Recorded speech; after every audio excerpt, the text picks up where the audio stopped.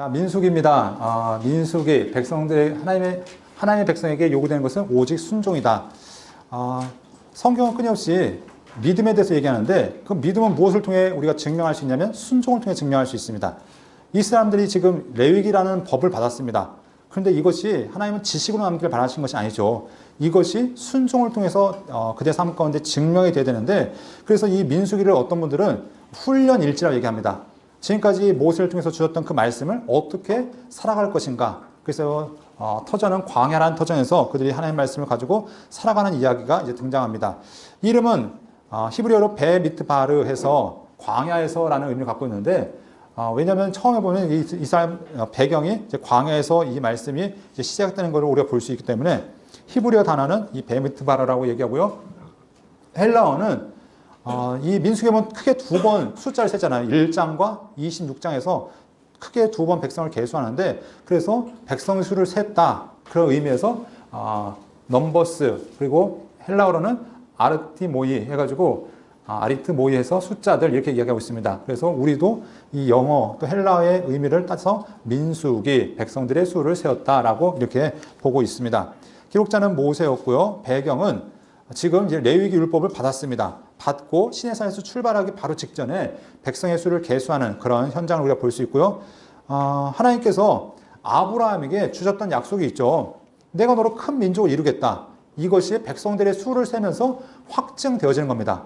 정말로 이렇게 많아졌구나. 왜냐하면 그전까지는 그냥 막연하게 많나 보다 라고 했던 것이 두 번 계수를 하면서 하나님의 약속이 어떻게 이루어졌는지를 우리가 볼 수 있습니다. 그래서 첫 번째 계수했을 때 60만 3,550명이 되어지고, 그리고 두 번째 26장에 계수했을 때 60만 1,730명이 되어진 것을 우리가 생각해 볼 수 있습니다. 기록 연대를 보면은 45년에서 1406년경, 그러니까 모세가 죽기 전에, 그러니까 율법을 받은 다음부터 죽기 전까지 그 기간에 이 기록이 되어진 것을 보는데, 모세가 이 율법 말씀을 다 책에 써서 마친 후에라는 말씀이 나오는 것을 통해서 우리가 이 민수기가 모세가 썼구나라는 것도 우리가 한번 생각해 볼 수 있습니다.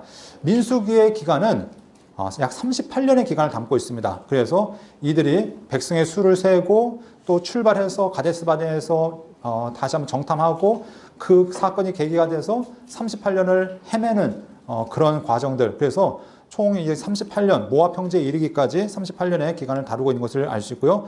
기록 목적을 보면은 이 사람들이 광야 생활 중 갖춰야 될 질서와 규율, 제사장들과 레위의 임무 수행을 위한 지침들이 이렇게 담겨 있습니다. 그러니까 주신 말씀을 어떻게 살아갈 것인가, 이런 내용들이 담겨져 있고, 그리고 이들이 광야 여정을 어떻게 거쳐왔는지, 시내산에서 출발해서 가나안 땅에 들어가기까지 그 여정이 어떻게 되는지 그것들을 우리에게 보여주고 있습니다. 그래서 단순히 여행 경로만 이야기하는 것이 아니라 그들이 영적으로 또 그들이 지리적으로 어떤 과정들이 있었는지를 우리가 함께 보여주고요. 우리에게 끊임없이 보여준 것은 하나님 말씀에 순종하는 자에게 하나님께서 복을 주신다. 불순종하면 하나님의 진노가 어김없이 내린다는 것들을 끊임없이 우리에게 보여주고 있다는 것입니다.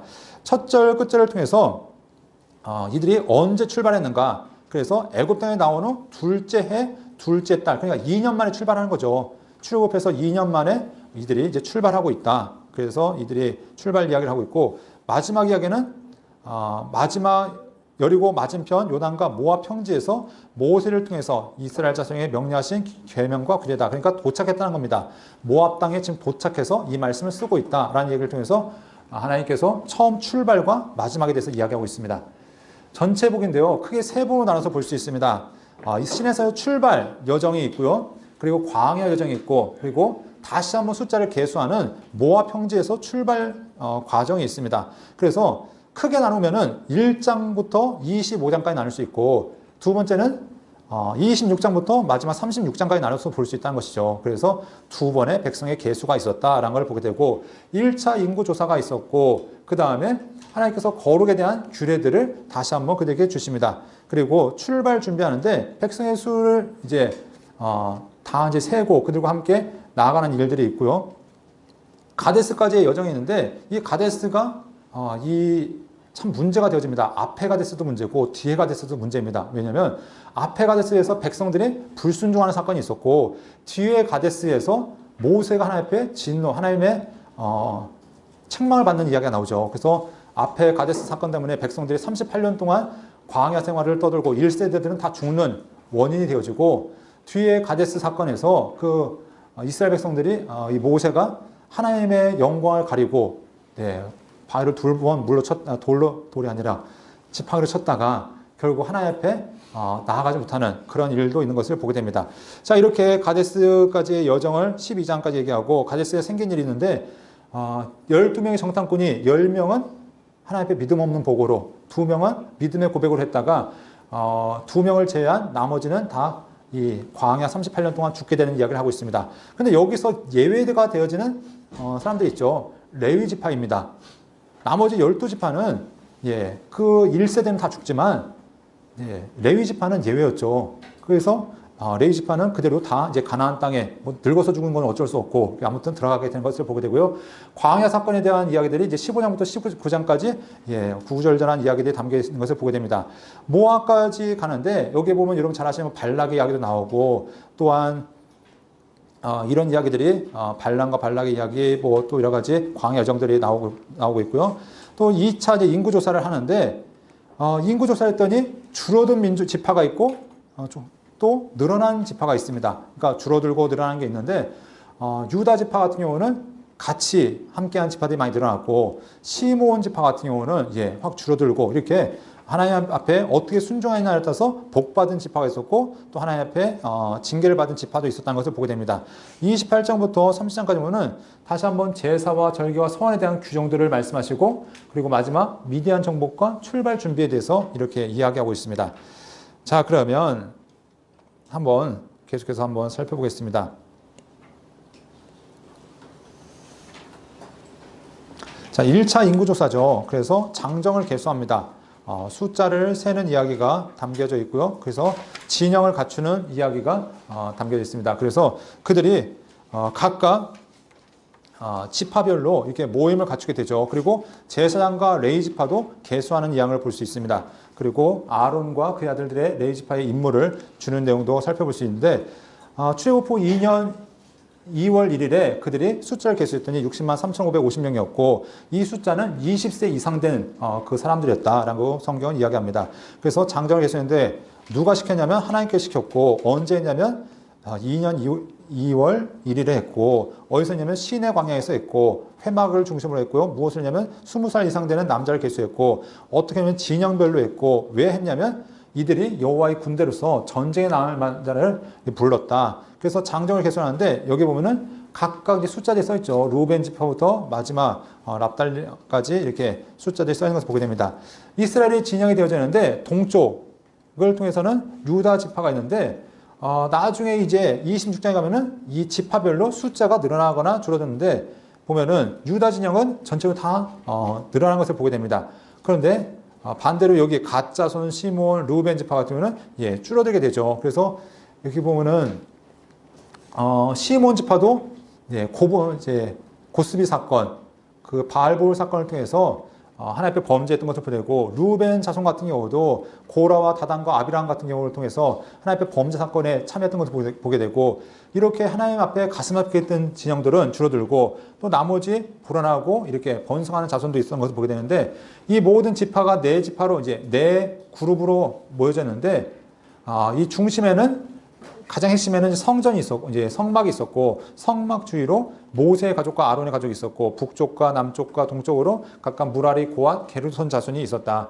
이들이 각각 이제 맡겨진 임무가 달랐는데, 어떤 이들은 이 성물을 책임지는, 또 어떤 이들은 성막을 책임지는, 이렇게 각각, 사역에 따라 달랐다는 것들을 보게 되고요. 거룩에 대해서 얘기하면서 이제 정결법에 대해서 다시 한번 언급합니다. 그러니까, 이 레위기에서 언급했다고 끝이 아니라 정결법에서 얘기하는데 특별히 나실에 대한 이야기를 이제 언급하고 있죠. 나실에는 무엇이냐면 하나님께서 레위 지파를 따로 구별해서 세우셨습니다. 레위 지파는 하나님 말씀을 가르치는 역할과 제사를 돕는 역할 크게 두 가지가 있겠죠. 그런데 어떤 이들은 나도 하나님의 일에 이렇게 헌신하고 싶은데 나는 레위 지파가 아니라 못해 하는 사람에게 무엇을 이야기하냐면 너도 레위 지파 같은 사역을 할 수 있다는 것이죠. 이것이 바로 나실인의 규례입니다. 그래서 이 나실인은 일반 지파가 일반 자손들이 하나님 앞에 자기 자신을 서원하는 건데 단 규칙이 있죠. 그들이 나실 기간 동안 이제 기간은 자기가 설정할 수 있지만 그 기간 동안 지켜야 될 것이 술을 먹지 말아야 되고 머리에 칼을 대지 말아야 되고 시신을 만지지 말아야 된다. 그래서 삼손과 사무엘 같은 경우는 날 때부터 나신을 서원되어 줬고 또 뭐 바울 같은 경우도 성경에 보면은 나신 서원을 하는 것을 보게 되죠. 그래서 갱그레아에서 머리를 깎았다. 이것이 마지막 나신의 서원의 마지막에 머리를 잘라서 하나님께 제물에 같이 드리는 것이 서원 중에 하나인데 삼손 같은 경우가 나신의 서원 중에서 하지 말라는 것들을 다 했던 아주 독특한 경우였던 걸 보게 됩니다. 이렇게 하나님께서는 누구든지 하나님의 일 가운데 참여할 수 있는 길을 열어놓으셨던 것을 보게 됩니다. 또 하나님께 드릴 예물에 대한 이야기 등잔대 켜는 법과 제작법들을 얘기하는데 이 제작법은 절대로 하나님 앞에 임의로 사용되어서는 안 된 것들을 이야기하고 있습니다. 이거는 오직 하나님께만 드려질 것을 이야기하고 있고요. 레위인들은 하나님의 것이다 라고 이야기하고 있습니다. 그래서 속전을 드려야 된다고 얘기하고 있죠. 우리가 앞에 보면은 장자는 하나님의 것인데 모든 지파의 장자는 하나님의 것인데 원래대로 하면은 이 장자가 하나님의 일을 해야 되는데 그 대신해서 누가 하나님 앞에 드려졌냐면 레위 사람들이 드려졌다라고 얘기하고 있습니다. 그래서 레위 사람들의 수를 계수했더니 레위 사람들이 부족해서 나머지는 속전으로 드렸다라는 얘기가 이제 성경에 등장하는데 이렇게 원래 장자는 하나님의 일을 해야 됩니다. 그런데 예외적으로 하나님께서 이스라엘 지파 가운데 레위 자손들이 그 사역을 대신 감당하게 하셨고 레위 자손들이 백성들 가운데 흩어져 살면서 이 하나님의 일을 감당했던 것을 우리가 알 수 있습니다. 정결법, 나시림법 있었고요. 이제 출발 준비를 하는데 두 번째 유월절이 되었을 때 이들이 이제 출발합니다. 출발을 하는데 이제 그들이 항상 규칙이 있죠. 이 구름기둥과 불기둥의 움직임을 잘 봐야 됩니다. 구름기둥과 불기둥이 움직이는 대로 그들은 순종하면서 나가야 되는데 나팔 소리가 나면 그들은 출발하게 됩니다. 그래서 이 나팔은 시작과 또는 어떤 전쟁 준비와 여러 가지 의미로 쓰여졌는데 항상 이 진을 시작할 때는 나팔의 소리와 함께 이들이 시작했다라고 이야기하고 있습니다. 이제 가데스 이제부터 할 얘기가 많죠. 왜냐하면은 여러분들이 재밌는 우리 주일 학교 설교거리부터 해서 여러분 설교거리가 여기부터 이제 많이 등장하기 시작합니다. 그래서 이들이 시내 광야에서 바람 강요로 이제 나아가기 시작하는데 다변의 사건이 있습니다. 하나님께서 불평한 자들 가운데 하나님 불을 보내셨는 사건이 있었고요. 섞여 사는 자들, 우리가 잡족이라 얘기하죠. 이들이 원망하고 있는 겁니다. 2년씩이나 지났고 하나님의 말씀을 받았건만 아직도 그들 사건에 불평이 있으면 곧바로 표출한 거죠.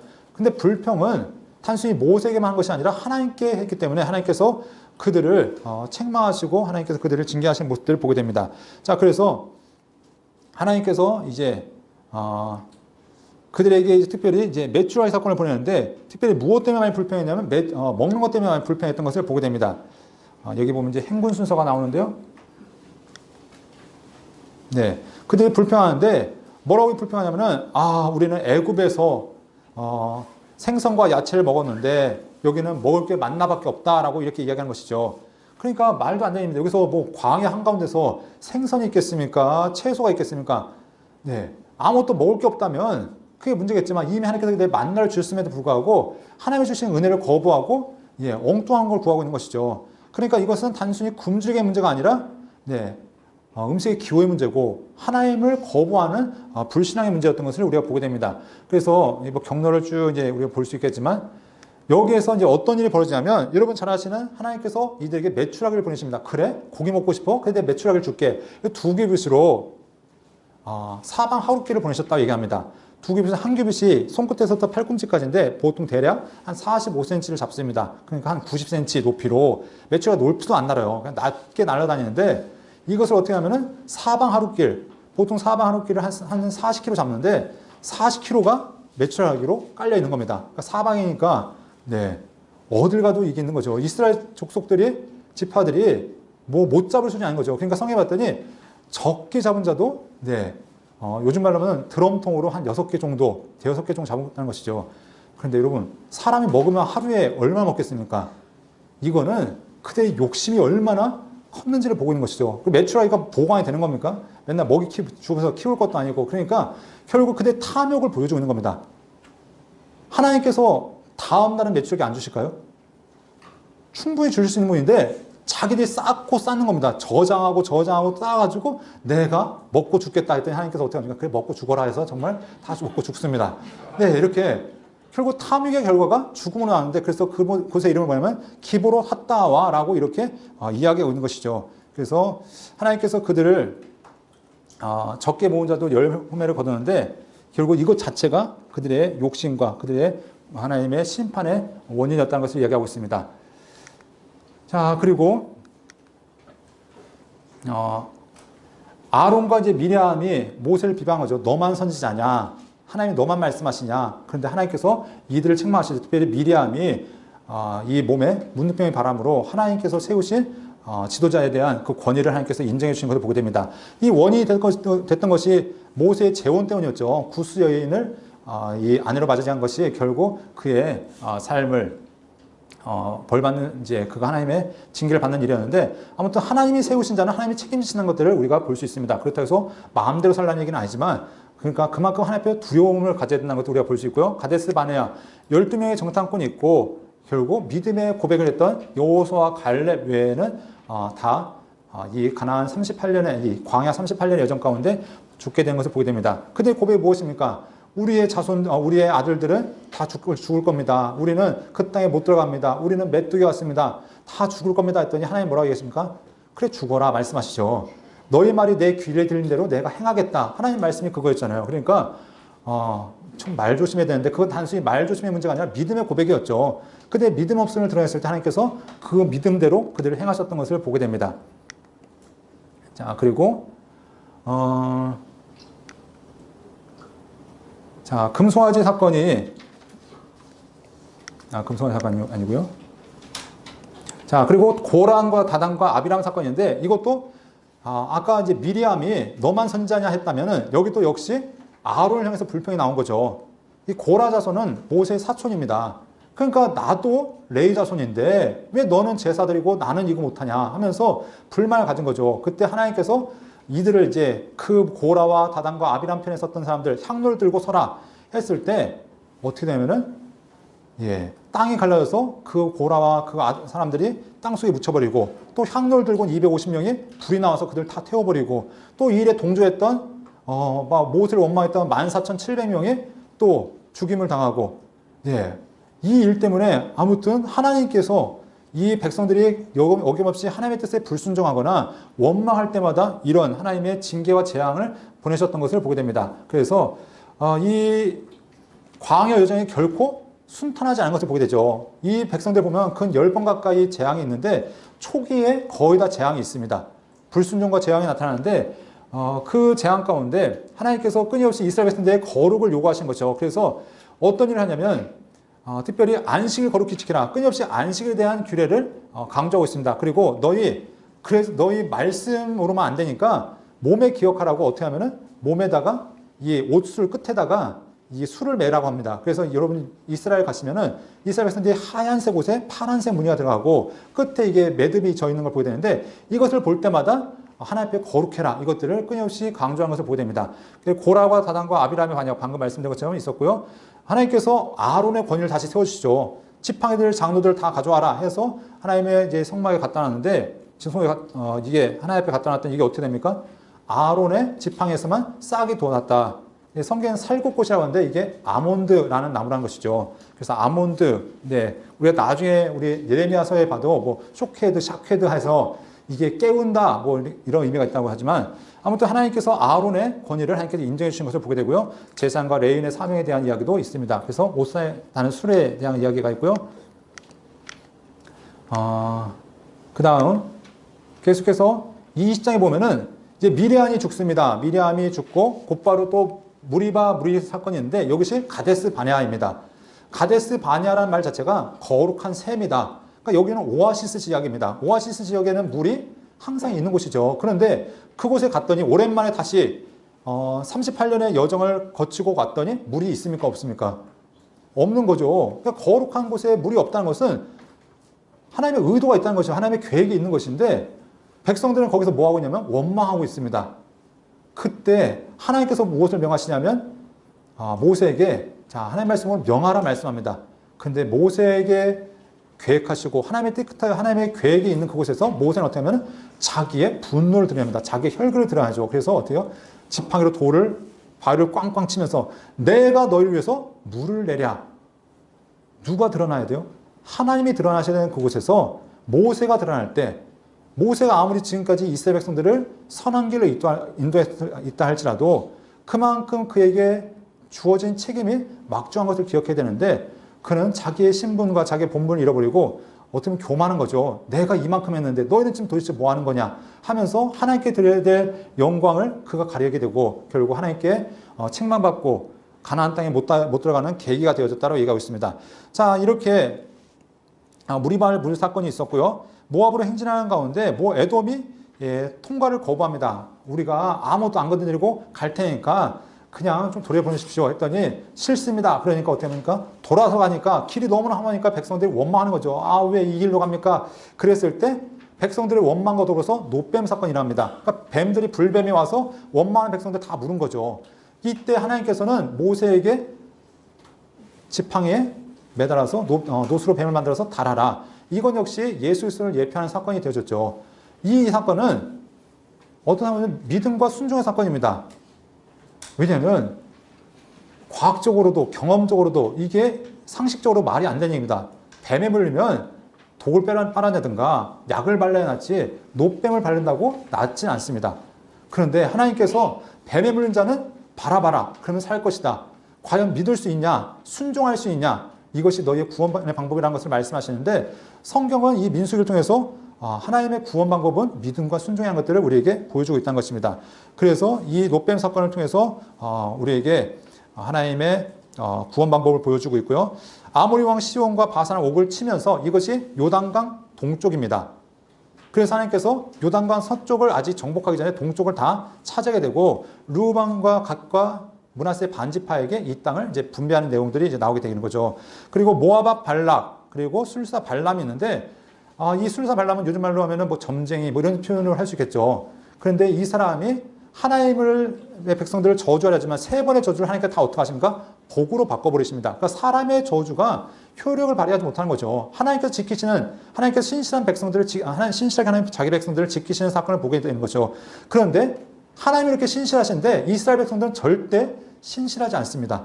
그럼에도 불구하고 하나님께서 자기 백성들을 어떻게 인도하시는지를 우리가 보여주고 있고요. 바알보올의 사건, 이게 이스라엘 백성들이 그 미디안 족속의 그 잔치에 참여하는 거죠. 모압의 잔치. 그래서 미디안 여인들이 이스라엘 백성들을 타락시키는데 그 제사가 어떤 제사냐면은 성적으로 음란한 제사였습니다. 그 대표적인 사람을 얘기하는데 시므온 지파의 시므이와 고스비를 이야기하면서 그들이 음란하다가 결국 누구한테 죽냐면 비느하스한테, 이미 이제 제사장이 또 세워진 걸 보게 되죠. 비느하스가 그 장막에 대해서 창으로 열심히 사랑하고 있는 두 남녀를 창으로 꿰서 죽입니다. 예, 좀 참아주면 어땠을까 한번 생각해 보는데 성경은 뭐라고 하냐면 잘했다라고 얘기합니다. 하나님께서 이 비느하스를 칭찬하신 거죠. 그래서 흐르는 골짜기 비느하스를 칭찬하시면서 뭐라 하면 그와 그의 후손에게 영원한 제사장 직분을 주시겠다라고 레위인의 언약을 그들에게 허락하신 겁니다. 그러니까 레위인이 하나님 앞에 은혜 받을 수 있었던 일은 다 뭐와 관계되냐면 사람 죽이는 일이랑 관계됐었어요. 그렇죠? 우상 숭배한 사람 죽였고, 그리고 또 지금 음란을 행했던 하나님의 말씀을 어기고 음란의 제사에 참여했던 그 시므이를 죽이는 일과, 그런데 하나님은 이만큼 이들에게 거룩을 요구하신다. 그들이 정말 하나님의 죄를 죽기까지 싫어하신다는 것들을 우리에게 말씀하시면서 이 비느하스를 통해서 하나님께서 영원한 제사장의 언약을 세우셨던 걸 보게 됩니다. 이제 시대가 바뀌었습니다. 38년이 흘렀고 이제 새로운 족속, 새로운 백성이 되어졌는데 이들이 두 번째 인구조사를 하는 거죠. 그래서 60만 3,550명에서 60만 1,730명이 되었습니다. 숫자상으로는 1,820명이 줄어들었는데 20세 이상으로는 계수한 자 다 죽었고 여호수아 갈렙만 남았고, 그렇다고 레위 지파까지 죽은 건 아니고 레위 집 자손들은 남아 있습니다. 그리고 1차 인구 조사 후에 38년 만에 지금 행해진 거였고 엘리야살이 지금 이 일들을 이제 계수하고 있다라고 얘기하고 있습니다. 그래서 봤더니 1차 사건과 2차 사건, 이 숫자의 차이들이 있는데 쭉 보면은 루벤, 시몬, 갓은 줄었고 유다, 이사갈, 스불론은 늘었고, 그러니까 누구랑 함께 했냐가 복을 받기도 하고 저주를 받기도 하죠. 그러니까 복 받을 사람이랑 같이 있어야 복 받는다. 이것도 한번 생각해 볼 얘기가 되겠고요. 자, 그래서 28장부터 이제 29장까지는 하나님께서 다시 한번 제사에 대해서 얘기합니다. 그래서 번제, 안식일, 월사, 원리 행사, 그리고 서울에 대한 것들. 그래서 이 서원의 여자 같은 경우는 부모가 거역하거나 남편이 반대하면은 안 된다 이런 것들 얘기하고 있고요. 오, 죄송합니다. 마스크 해야 될 것 같아요. 자, 31장부터 마지막 36장까지를 보면은 미디안을 이제 정복하는 이야기가 있죠. 이스라엘을 범죄하게 했던 이 미디안을 이제 정복하는 이야기가 있고, 요단강 동쪽 지파들 그 땅에 분배하는 이야기가 있고, 또 광야 여정을 이제 요약하고 있습니다. 그 광야 여정을 어떻게 지나왔는지 이 이야기를 쭉 우리에게 이야기하고 있고, 가나안 땅 이제 분배 원칙도 그들에게 주면서 모세가 이스라엘 백성들에게 이제 마지막 그 이스라엘 백성들이 가나안에 들어갈 준비를 하는 것을 보게 됩니다. 왜냐하면 이제 신명기에 보면은 신명기는 모세의 고별 설교입니다. 그러니까 마지막 마무리가 이 민수기에서 마무리 이제 다 정리하고 마지막 고별 설교로 마쳐지게 되는 것이죠. 그래서 이 민수기를 통해서 가나안 땅 이제 분배 원칙들 여러 가지 규칙들을 세우면서 그들에게 이제 그 계획들을 말씀하는 것을 보게 되고, 성경에 보면은 이제 계속해서 등장한 것이 이 레위인의 성읍과 도피성에 대한 이야기를 하고 있습니다. 레위인의 성읍이 48개 성읍인데 그 중에 6개를 정해라. 그래서 이 이야기가 계속해서 반복되어서 강조가 되어지는데, 왜 반복되어지냐면 중요하기 때문에 레위 사람들의 사명에 대해서 이야기한 것이고, 그 가운데 혹시라도 그들이 억울한 일들을 당했을 때 도피성이라는 율법 시대의 은혜의 수단을 통해서 그들에게 생명의 길을 다시 한번 그들에게 보여주신 것을 보게 됩니다. 그리고 여자의 재산 상속성법에 대해서 얘기해서 원래는 딸들은 재산을 상속할 수 없지만 각 지파 안에서 결혼한다면 그들이 결혼할 수 있다. 그래서 슬로보아스의 딸들의 이야기를 통해서 이 재산법에 대한 이야기를 다시 한번 언급하는 것들을 보게 됩니다. 그래서 하나님께서 이스라엘 백성들에게 가나안의 남편, 서편, 북편, 동편 이 경계들에 말씀하시고 그 약속하신 모든 땅들에 대해서 말씀하시는데, 이것이 언제 성취되냐면 솔로몬 때 성취가 되었다라고 이야기하고 있습니다. 그 레위인의 성읍들 아까 얘기했고요. 그래서 이스라엘의 땅을 보면은 여기 위에서부터 단지파죠. 나중에 단지파가 위로 올라가야 되는데 지금 처음 분배할 때는 이제 단지파가 여기 있습니다. 그래서 동쪽에 므낫세 반지파, 갓지파, 루벤 지파. 그래서 여기는 이미 민수기에서 다 분배가 되었습니다. 여호수아에서 분배되는 것은 이제 이 서쪽이 분배가 되어지죠. 그래서 동쪽을 분배해 놓고 서쪽을 이제 분배하는데, 이 스불론과 납달리가 여기는 또 이제 예수님과 직접적인 관련이 되어지죠. 그래서 이 갈릴리 지역 여기에서 이제 예수님이 이제 사역하시게 되는 것들. 그래서 이방의 갈릴리라고 불렸던 이 지역이 이제 많은 이민족들이 이제 침입받게 되는데, 뭐 이런 얘기는 할 게 아니고, 이 유다가 보면은 유다 안 지파 안에 시몬 지파가 땅을 분배받게 됩니다. 이것이 이제 여호수아서에 보면 등장이 되는데, 그래서 야곱의 예언이 성취가 되어지는데 하나는 시몬 지파, 시몬이 유다 지파 경계 안에 땅을 분배받으면서 다 흡수하면서 해체가 되어집니다. 나중에 되면은 누가 유다 지파인지 헷갈릴 정도로 이렇게 흡수되어지고 흩어지는 일들이 하나 있고, 또 레위 지파는 땅을 분배받지 못했으니까 결국 다 전국 각지에 흩어져서 이런 일을 하게 되는 살게 되는 일들도 있게 되는 것입니다. 그래서 하나님의 약속이 하나하나 성취되어지고 있다. 그래서 이스라엘 땅에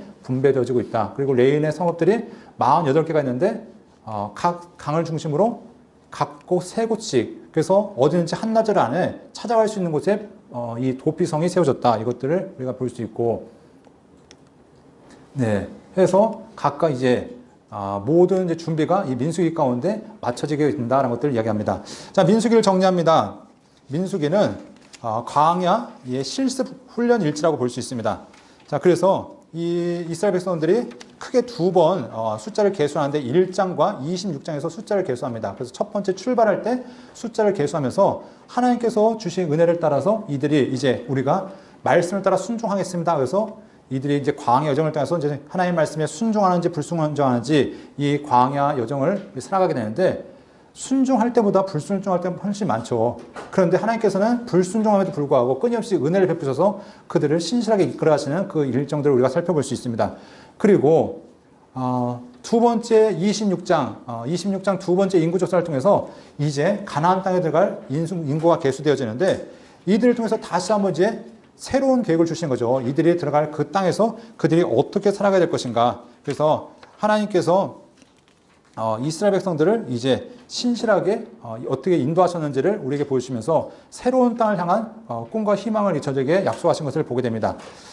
이 민수기는 끊임없이 우리에게 무엇을 얘기하냐면 레위기의 말씀을 순종할 수 있는가, 그 말씀을 따라 살 수 있는가.